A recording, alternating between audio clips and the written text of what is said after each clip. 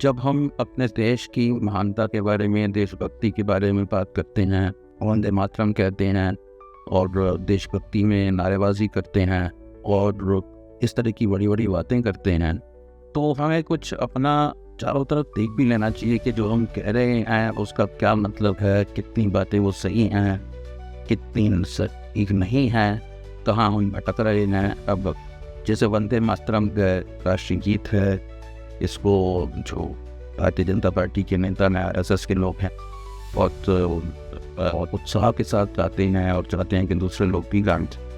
तो उसका जो है गाना ठीक है, नारेबाजी भी अच्छी है, लेकिन दरअसल इन चीज़ों का मतलब क्या होता है, कभी कभी हमें उसके बारे में भी सोचना चाहिए और चारों तरफ देखना चाहिए कि जो बातें कही जा रही हैं उनका भी मतलब भी है या ऐसे ही ये हवा में नहीं है बातें। अब वंदे मातरम उसमें आता है, वंदे मातरम सुजलाम सुफलाम मलयज शीतलाम। अब इसका थोड़ा मतलब ही हमें देख लेना चाहिए क्या है। अब इसका मतलब होता है, हे माँ तुम्हें मेरा प्रणाम है, तुम पानी से भरी हुई हो, फलों से भरी हुई हो। हे माँ तुम्हें मलय से होती हुई हवा शीतलता प्रदान करती है। हे माँ तुम फसल से ढकी रहती हो। हे माँ तुम्हें मेरा प्रणाम।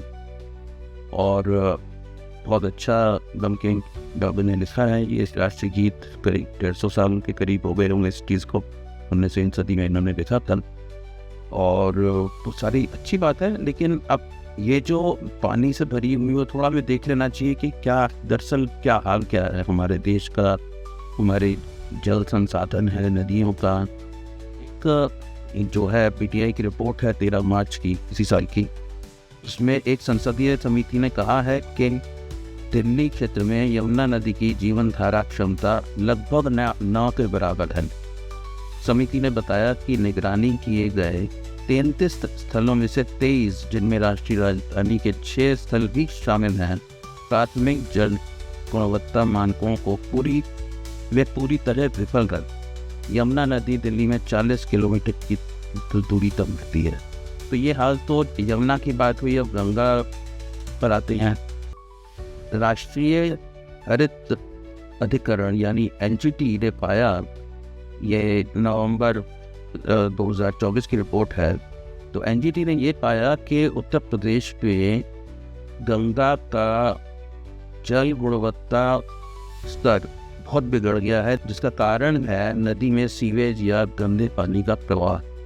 तो अब आप ये देखिए, ये हम गंगा मैया कहते हैं, जमुना मैया, गंगा मैया, जमुना माता, इस तरह से मैया कहते हैं, माई कहते हैं, और ये हम ही लोगों ने हाल किया है।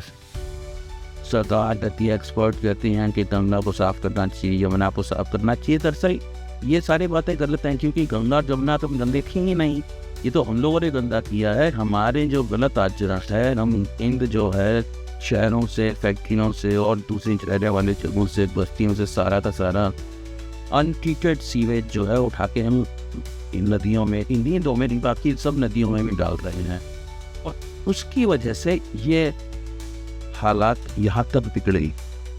और तो यहाँ पर जो है हम बातें जो कर रहे हैं सुजलाम सुफलाम, अब आगे जो है उसमें आता है शुभ ज्योत्सना पुलकितयामिनीं। इसका अर्थ इस तरह से है कि वो जिसकी रात्रि को चांद की रोशनी शोभायमान करती है, वो जिसकी भूमि खिले हुए फूलों से सुसज्जित पेड़ों से ढकी हुई है, सदैव घुसने वाला, मधुर भाषा बोलने वाली, सुख देने वाली, वरदान देने वाली माँ, तुम्हें मेरा प्रणाम है।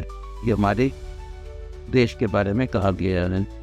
अब ज़रा ये देखिए कि हमारा पानी का हमने देखा, और हम हवा का देख लेते हैं। अभी पिछले महीने ही रिपोर्ट आई थी कि जिसमें एक स्विट्ज़रलैंड की कंपनी है IQAir, उसने जो है एयर क्वालिटी के ऊपर अपनी रिपोर्ट दी 2024 की। उन्होंने दिल्ली को 7वें वर्ष लगातार की, मतलब ये सीरीज़ में दिल्ली ने एक खिताब हासिल किया है, दुनिया की सबसे प्रदूषित राजधानी का खिताब उन्हें पाया। तो ये तो बात हुई हवा की, पानी का कर लिया, और लैंड का देख लीजिए उसका क्या हाल है। देश में जो सेंट्रल पोल्यूशन कंट्रोल बोर्ड है, उसकी जो 2020-21 की रिपोर्ट के हिसाब से देश में सॉलिड वेस्ट जो है 1,60,000 टन के करीब रोज जनरेट होता है, आता है। इसमें से प्रभावी तरीके से करीब 1,53,000 टन से भी कम का जो है उसको संग्रहित उसको कलेक्ट किया जाता है। अच्छा, कुल कचरे में से आधे से भी कम यानी कि 79,956 टन के करीब प्रतिदिन कचरा जो है यानी 50% से कम किसी ना किसी रूप में उपचारित किया जाता, उसका ट्रीटमेंट होता है। और करीब 18% जो है वो सॉलिड वेस्ट है वो लैंडफिल तक पहुंचता है। और ये देखिए करीब 32% के करीब 50,000 टन से कचरा जो है ज़्यादा वो कहाँ जाता है पता ही नहीं है। तो ये है, हमने पूरे देश को बना दिया है कूड़ाघर।